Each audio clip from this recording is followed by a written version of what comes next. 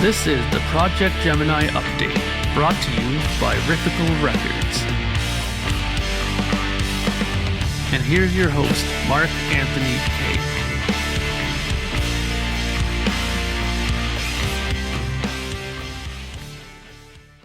Greetings, friends. Welcome to episode 116 of the Projekt Gemineye update. So today's video is going to be, again, a sort of mixed bag of things. First, I'd like to start off by thanking some more people who have subscribed to the channel. Thank you very much for doing so. And I hope that you stick around and enjoy what my channel has to offer. Mainly, obviously, music related around my band. And there's lots of other stuff on there as well about my record collections and other things, how I write songs, etc., etc.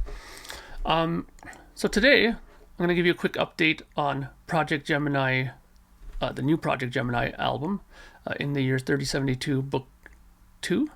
In the year 3073 book 2. Sometimes I get that really screwed up there. So right now I am mixing.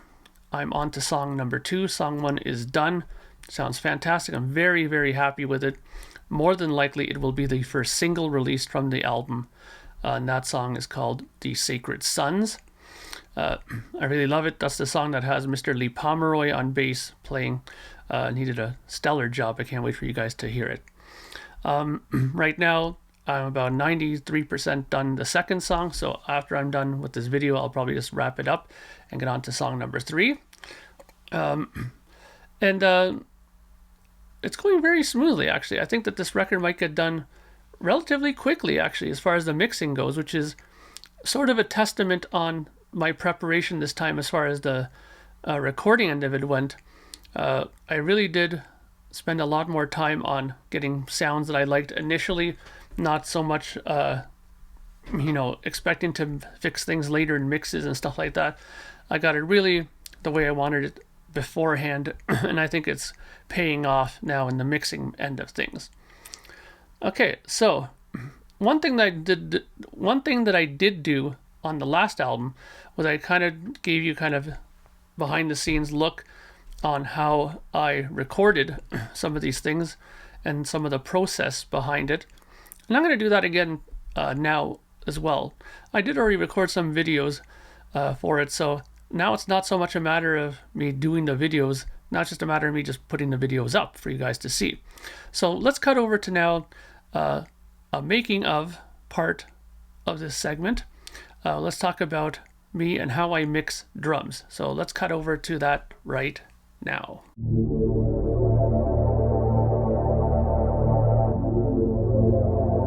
Riffical Records presents The Making of Projekt Gemineye 4, From Creation to Completion, with Mark Anthony K.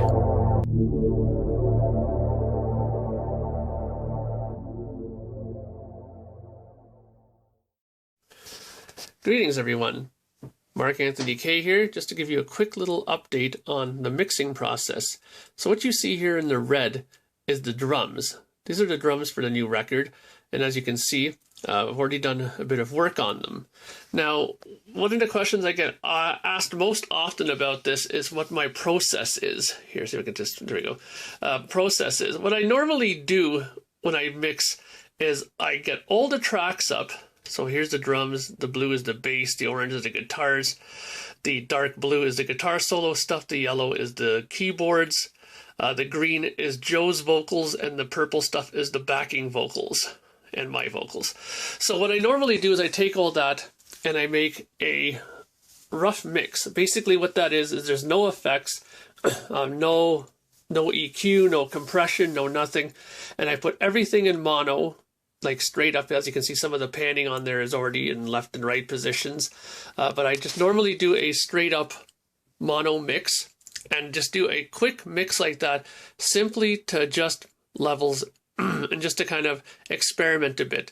How does it sound if I put the bass a little bit louder? How does it sound if I put up some of the Hammond organ or something a little bit louder here and there, or something lower, just to get an idea of how the sound should be. Once that's done, I mute everything and I start working on the drums. And the big thing that I find with my drums, or how I do drums, is that the heart of my drum sound is the kick sound, the snare drum, and the overhead cymbals, the overhead mics for the cymbals, and the room mic is my sort of magic touch to it. Now I'll play you a little bit of this song, and I'll show you how each piece of the drum set kind of adds to the puzzle. So here I'll play the song, and this is just the kick drum. And that just has a little bit of R bass, which is basically a little bit of low frequency enhancement for the kick, and just EQ and a little bit of limiting. Then we add in the snare. There you have the snare drum. Right now it's on a kind of a breakdown parts. That's why you hear the rim shot in there. Okay, here we go. Okay, then we add in the hi-hat. Okay, now all the toms are here.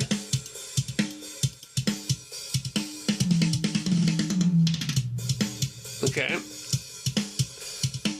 And then you'll notice here, when I add in the overheads, it kind of gives it a bit more life. But where the magic really kicks in is when you add in the ambient room stuff.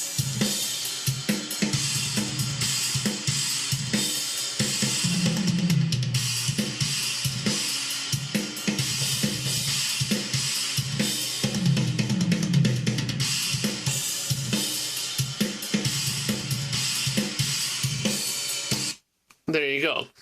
Now, another thing that I do is I group them. That purple track here beside the red is the master sort of fader for all the drums. And basically the only thing I do after I EQ and compress the drums is I just add right here where the mouse is, where it says CLA2A, I add a little bit of compression to the whole thing and a little bit of limiting to it, again, just to keep the volumes under control. And then I can kind of push the individual faders over here. Where am I? Yeah, here. I can push some of the faders up a little bit louder than, I could without some of the limiting. And it turns out really fantastic, and I'm very happy with the way the drums sound. So that's it for now, and I'll come back later with some bass. Okay, so there you go. A little bit about how I do my drums as far as mixing goes, and what I do to make the sounds that I get on the record. So the next sort of update on that end will be when I do the bass guitar bit, which I've already recorded for you guys, and that'll go up on the next update video, which will be very soon. Now, the other thing that I wanted to do today was because I've been getting a lot of requests from people to, show some more of my vinyl. I haven't showed any vinyl lately on my channel. And I know that this is a channel that's watched now a lot more by the VC, because thanks to Rachel the Music Ma'am, who's been really helping me get my channel out there again. And these are people who are very much into vinyl and stuff like that. So I figure I should start adding this element back into my update videos. So let's take a look at some of the videos that I got over the last couple of days, actually, to continue in my collection. And I'll go into more detail with some of my collection on later videos, but now let's just slowly ease back into this sort of thing. So one of the things I collect quite a bit of and got a couple in is my David Bowie picture disc stuff. This is Knock on Wood, and on the back side we have Rock and Roll With You. This is both from the David Live album taken. This is the 2015, no mixes for it. I love collecting these. This is a big part of my vinyl collection, is these things. As I said before in a video before, these things are getting increasingly difficult to find at an affordable price. That is, they're getting up there. Some of them, especially like the early ones like Space Odyssey and Life on Mars and stuff like that, are really getting expensive. Luckily, I got Life on Mars not long ago at a very good price at a record store, so I'm happy about that. This is sealed. It's a totally mint copy. And I also got Alabama Song. Sorry, I'm just covering the title there. And the back side of this, there's two songs. One is Joe the Lion, live from Earl's Court, 1978 soundcheck, which is previously unreleased. And the Alabama Song, live at Earl's Court 78, previously unreleased. You'll see there's the live part of it right there. I'm a big collector of these. Now I've sort of learned my lesson. Now every time they announce that these things come out, I kind of jump on them now early when they come out so that I can still get them when they're, affordable. Okay, one more Bowie thing here for you. I got this. Now you might be asking yourself, what the heck is that? Well, as it says on the cover, this is a radio special done for David Bowie that gets sent to radio stations around the world. This is in promotion of his Scary Monsters Super Creeps album when he did it back in the day. I'll take this out and show you what came with it. Inside you get a cue sheet on how the album is arranged. There's a song, there's the interview segments talking about certain songs and different things, and you see how they kind of arrange it there. So that if you're a DJ and you're gonna be using this as part of a special for your radio station, it just kind of shows you how to run it according to the album. Now this is on a regular sort of RCA old school style sleeve, and you'll see here it's on the black RCA label, and it is a promo copy. As you can see there underneath the spindle hole there, it says not for sale, limited edition. So this is a sort of collector's piece in terms of that, and I love collecting these sort of things purely for historical reasons. I love collecting this. Not only am I a fan of David Bowie, the musician, I'm very interested in how he thought about things, some of his reasons for doing what he did, so on and so forth. And sometimes you get a grasp of that in his interviews. So I like to get those for that reason. Okay, now something that just came out today. Ace Frehley Origins Volume 2. This just freshly came out. Origins Part 1 was out a couple of years back. This is an album of cover songs that influenced Mr. Ace Frehley when he was younger. The last song is a cover from his old band Kiss, She, there at the very bottom. It's a rather nice looking CD thing, and you're probably saying to yourself, okay, well, this is a vinyl thing, right? And it is a vinyl channel. I do apologize, but just to show you I'm not an idiot, I also have the vinyl version of it as well. Now this is done on 245 RPM albums, and it is a colored vinyl. I will show you here really quickly. It does come with one little insert.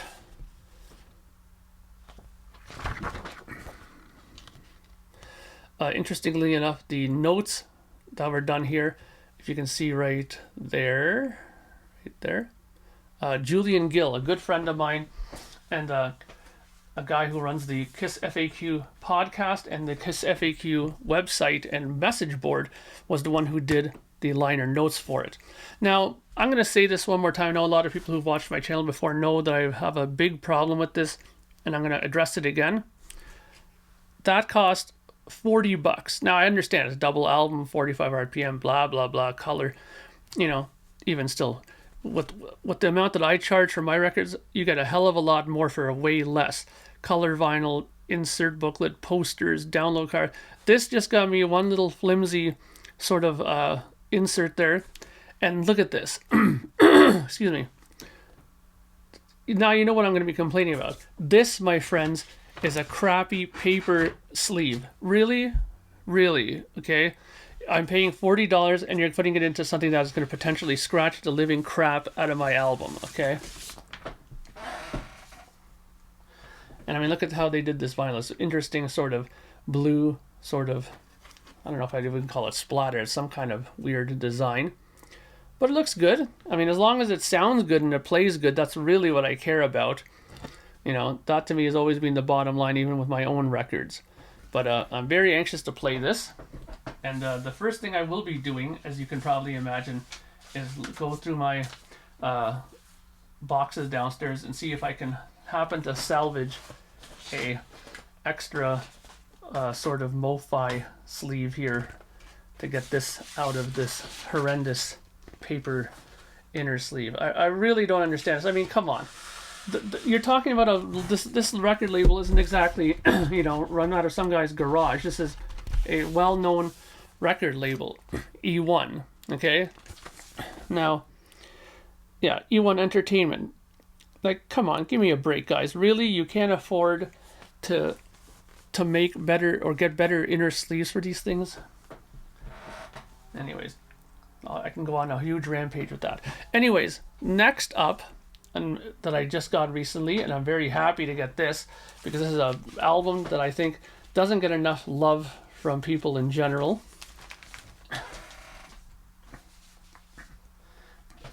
That is Eddie Jobson, the solo album. This is known as the Green Album. Now, I believe that's Zinc in the top corner. Now, I believe Zinc was the name of the backing band that was with him. And Eddie Jobson, historically, is known mainly for the band UK, but where most people kind of got the introduction from him is he was temporarily and he was in for a very, very short time in Yes during the 90125 period. He was actually in the video Owner of a Lonely Heart for a millionth of a second. You can catch him when you get that little keyboard strike, that part that comes up. You see him kind of pop his fist in the air behind the keyboard. That's Eddie Jobson. Tony Kaye was not in the band at that time for some reason. There was a big blowout. Anyways, we're not here to talk about that. But this is a great album. Absolutely fantastic. I love it. From top to bottom, it's a great record. Here's the inner sleeve for it. Man, it's really good kind of keyboard synthesizer sort of rock. There's guitars in there as well and stuff like that. It's not like Kraftwerk or something like that. It's progressive sort of keyboard like rock stuff, And he sings on it, and he sings really good, Eddie Jobson. I was very surprised, I didn't know that he was such a good singer. And again, here we have the inner sleeve, and wow, even they have a lined inner sleeve that doesn't scratch the hell out of your record. Now, this is a pretty old record, so I think in the 80s this came out. 84 maybe? Sorry, it's a bit dark in here, so I can't really see. What's right there? 1983. Yeah. There's the inner sleeve. I mean the center ring for it. Sorry, guys, I'm getting all tangled up here. It's in great shape. I got it from a seller off of Discogs here from Toronto, actually. So it came to me rather quickly, and I'm happy that it did because I love this record. I've been listening to it off of a digital stream that I've listened to quite a lot, so I'm glad to have it on vinyl finally. And the last record that I'm going to show you guys right now is one that I have several copies of, but let me show it to you and I'll explain to you why I got this particular one.